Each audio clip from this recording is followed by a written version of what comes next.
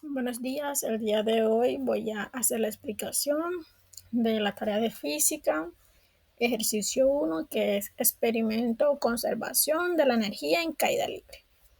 Pues aquí nos dan los materiales, que es una pelota, un metro o cinta, una balanza, cinta de enmascarar, un celular y pues que descarguemos una app para un medidor de velocidad. Entonces, esto consiste en medir eh, este experimento. También nos pide con la balanza operar la pelota. Esta imagen que está aquí, que yo puse en mi trabajo, pues es la referente a la foto que yo tomé. En la descripción puse que esta foto es tomada por mí. Eh, bueno, mi letra fue la A, entonces me dice que para la altura 0 es 2.3, para la altura 1, 1.7, para la altura 2 es 0.0. La altura 0 sería el punto inicial.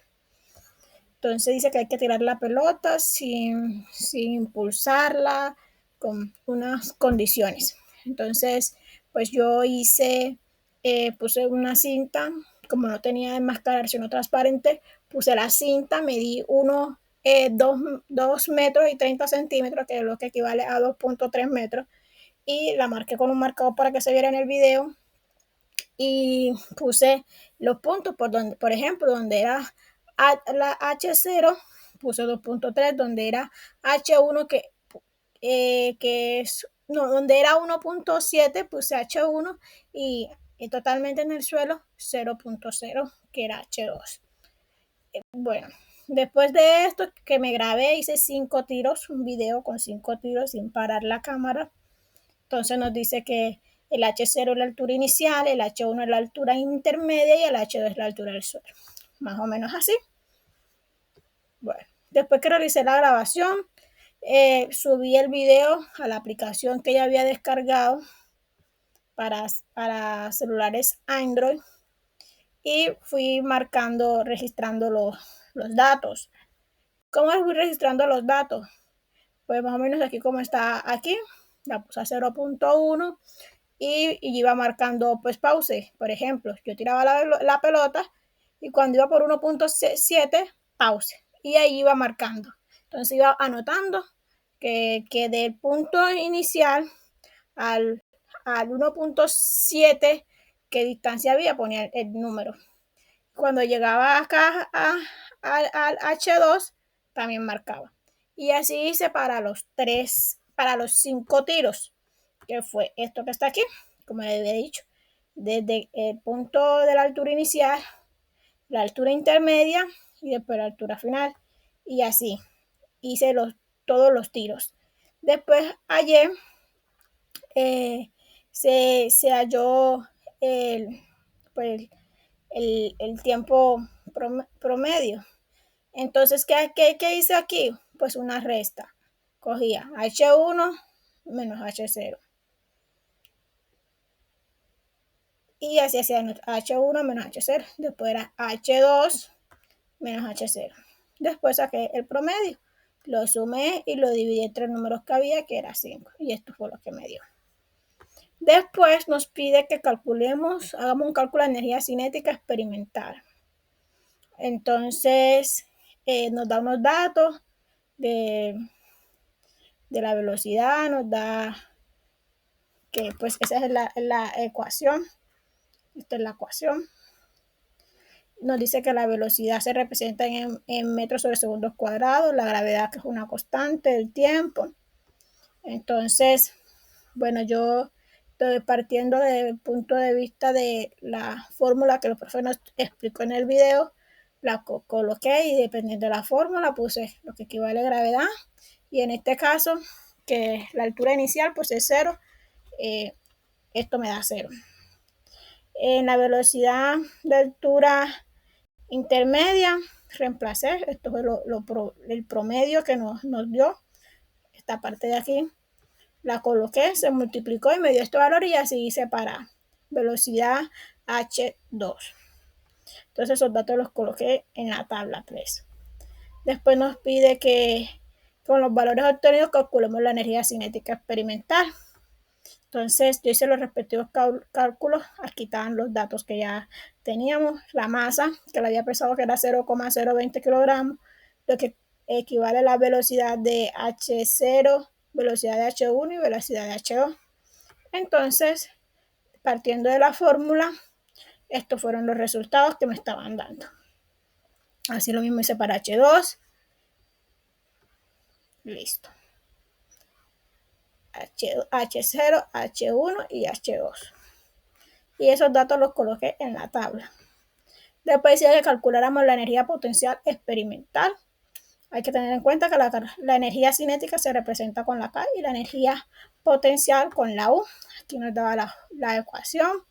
Entonces nos volvió a dar los datos en que estaba representado la energía potencial, pues como las variables, por decirlo así. Entonces comenzamos a calcular, esta era la fórmula que nos daba y partiendo de la fórmula esta, comencé a hallar los datos y aquí me iba dando los resultados. Para UH sub 0, para UH1 y UH2. Entonces coloqué los datos en la tabla número 5. Después dice la instrucción 6 que el cálculo de la energía mecánica experimental. La energía de cálculo, la energía mecánica experimental se representa por la E. Entonces, la fórmula que nos daban era E igual a energía cinética más energía potencial. Entonces, es una suma, mire. Entonces, los resultados que nos habían dado anterior, esta es la potencial y la que está acá más arribita es la cinética, se hacía una suma y con la calculadora científica ya estoy dando los resultados. Después el cálculo de la energía mecánica experimental. Entonces, a ver, aquí ya la había hecho. Era una suma de la energía potencial y de la energía cinética y de la energía potencial. Ya lo hice, se hizo con la calculadora y después que un análisis de los resultados. Entonces, comparando los valores que ya tenía, que fueron los anteriores que yo puse, a comparar esas energías obtenidas en cada altura, se observó que todas son muy similares. Si se dan cuenta, todas terminan en 0,456, 51. Entonces, la diferencia era muy, la máxima entre la menor y la mayor energía es de un 7,38%. También las pequeñas diferencias encontradas pueden deberse a errores de medición de tiempo, por el análisis de cuadro a cuadro o redondeos en la aplicación. También por el aire, pues por cositas así pequeñas. ¿Qué más? Bueno, acá nos presenta otra cosita que debemos hacer en Google Colab.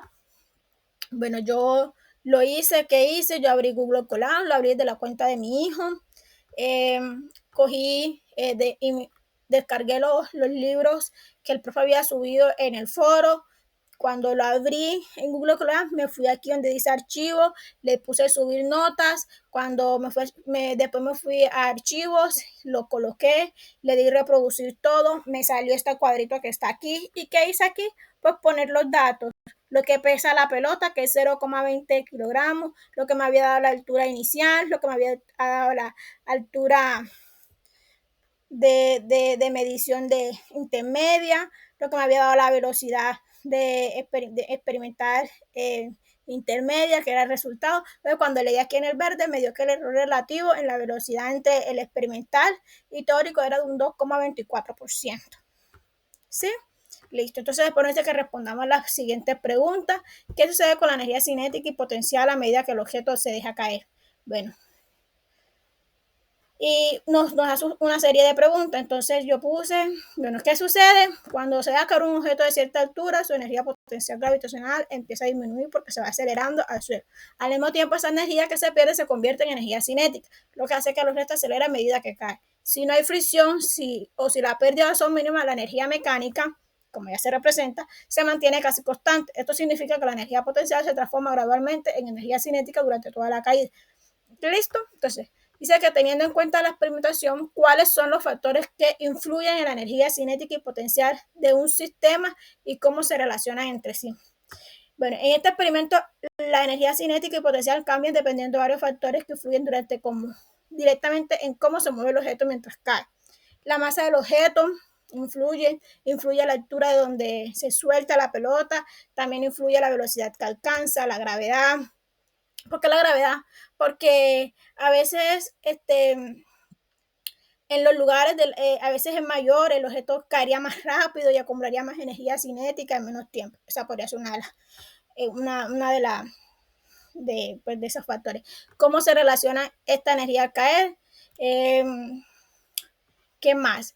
Por ejemplo, otra pregunta, ¿de qué manera influirá en la conservación de energía el uso de una velocidad inicial no nula en un experimento? Bueno, si el objeto tuviera una velocidad inicial distinta de cero, esto significaría que la energía cinética inicial no sería cero, lo que a su vez haría que la energía mecánica total del sistema comenzara con un valor más alto. Esto no infringe la conservación de la energía, pero sí cambia el análisis, ya que es necesario influir la velocidad inicial en los cálculos y en las velocidades posteriores sería mayor gracias a esa energía extra. Pues el 8 dice que es que hacer un video y esto es todo. Muchísimas gracias. La verdad que es muy grato aprender respecto a este tipo de actividades, de experimentos, tanto como en la anterior como en esta, porque ponen a uno como el estudiante que se esfuerce más, a que apliquemos las teorías y es muy enriquecedor para nuestros conocimientos. Así que se lo agradezco. Muchísimas gracias.